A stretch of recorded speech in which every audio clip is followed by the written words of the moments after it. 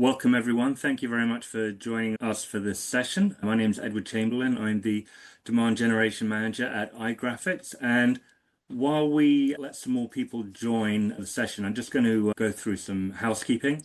So all of your mics are switched off right now, but if at any point during the session you want to ask a question, feel free to do so using the Q&A button at the bottom of your console, and we'll get to it towards the end.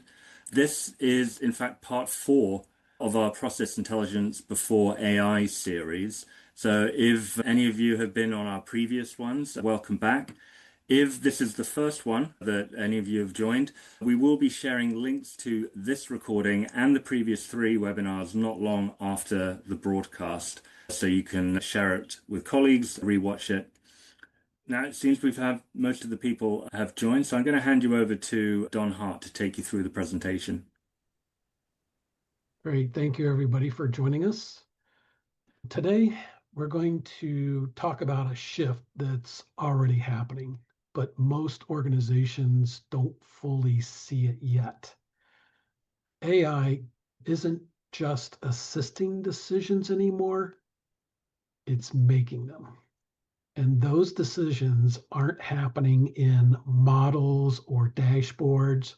They're happening inside your business processes. The problem is that's where governance breaks down. So the question we'll explore today is simple. Are your AI decisions already out of your control? As I mentioned, AI decisions don't happen in dashboards or models. They happen inside the processes, often invisibly and at scale. And that creates 2 problems. First, decisions are happening in the dark. AI is operating inside workflows without real-time oversight. Second, there's no visibility. Most organizations cannot actually see where AI is making decisions. And if you can't see it, you can't control it or govern it. So the problem didn't start with AI. Most organizations already operate in a fragmented environment. Work is spread across processes, systems, and teams. Then automation was layered in, but deployed in silos. Each initiative optimized a piece, but not the whole. And that created something even more dangerous: hidden dependencies, cross-functional connections that no one can fully see, which means no one sees the full picture of how work actually runs. And now AI is being layered on top of that foundation. So now that AI enters the picture, and it doesn't fix these problems, it scales them. Every flaw in your processes is now replicated across thousands of decisions instantly. And the risk doesn't just increase, it compounds. Every error's spread faster than organizations can detect or intervene. And what used to be a small issue becomes systemic. And that fundamentally changes the stakes. And this is why the stakes have changed. Organizations are moving through a progression from automation to AI to orchestration and ultimately toward autonomous operations, increasing autonomy, decreasing control. And at each step, decisions become less predictable and more distributed and harder to control, which means less visibility, more risk, and a higher cost of failure. Up to this point, systems were predictable. Same input, same output. But with AI, we move to probabilistic decisions, which means the same input can produce different outcomes. And that's where control starts to break down. And that's exactly where governance breaks down. So, governance today focuses on models, policies, and oversights. So that's where governance lives. But AI decisions don't happen there. They execute inside processes in live workflows, approvals, exception handling, real-time decisions. And that's where risk actually lives. So this is the gap. Governance exists on the left-hand side, which is policies, documentation, ethics, compliance. But risk executes on the right-hand side, inside process flows, approvals, exceptions, real-time decisions. This disconnect is the governance blind spot. And that blind spot is where most risk is created. This is why the process layer really matters. AI decisions don't just generate insights, they trigger real actions, approvals, denials, alerts, customer facing outcomes. And risk doesn't exist in the model, it emerges at the execution when AI acts inside live processes. And when something goes wrong, it impacts customers, operations, and compliance. And this is why risk and compliance have to move into the process layer. This is what it looks like in reality. Errors don't stay contained, they spread across systems and teams. Regulators expect explainability at the decision level, and approval doesn't protect you when execution fails because risk isn't created at design, it's created in the execution, which means governance has to move into the process itself. So, this is the consequence of that blind spot. No visibility means no accountability. First, who made the decision? Model, orchestration, or human? There's no clear answer. Second, what triggered it? Can you reconstruct the inputs in the context of that trigger? Third, can you detect, halt, remediate the impact? If you can't answer these, you have an accountability gap. And that gap is exactly what governance needs to solve.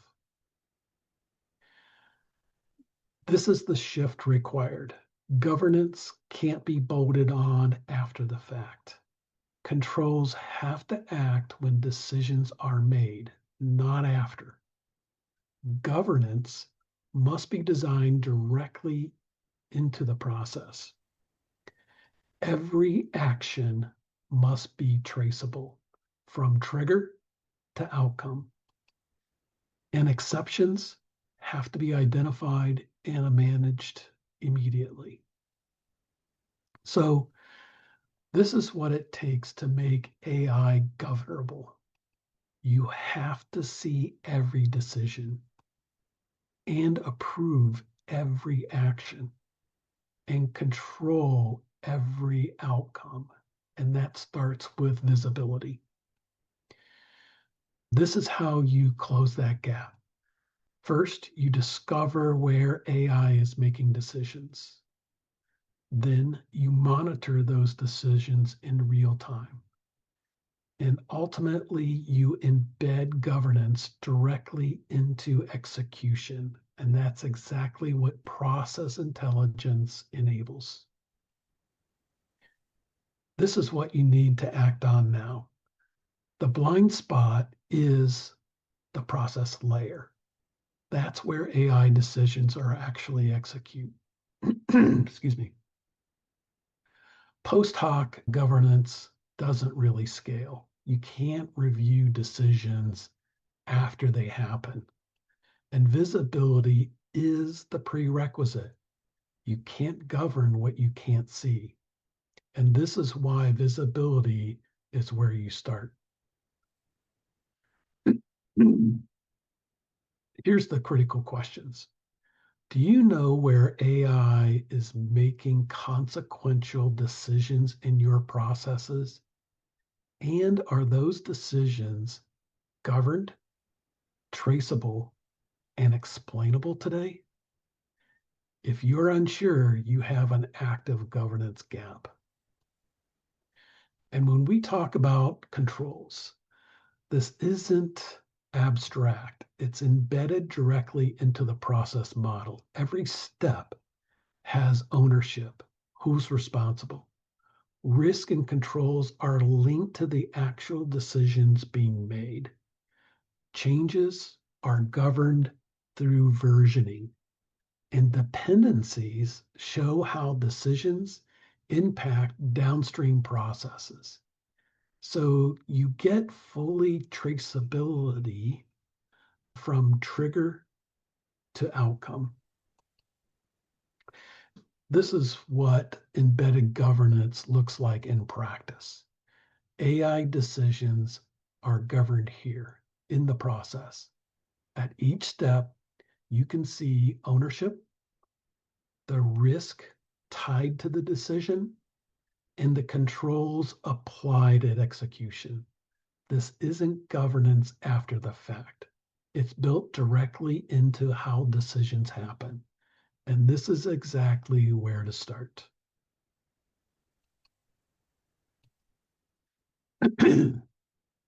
So the best place to start is at the process level.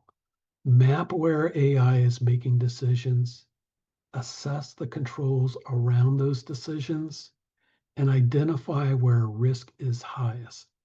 That's how you begin to make AI governable. So I know that was fairly quickly. We're testing shorter webinars for people's busy days.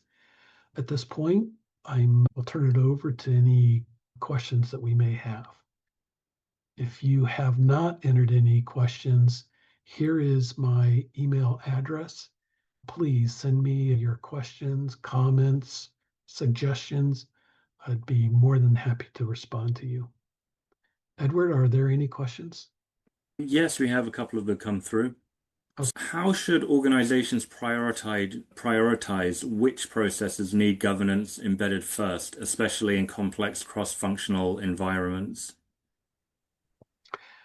yeah, that's the real challenge because a number of organizations have had initiatives over the years for operational excellence and so forth. But I guess my answer to that would be where are the highest risk areas of things going bad, going out of compliance, or delivering a suboptimal performance to your customers?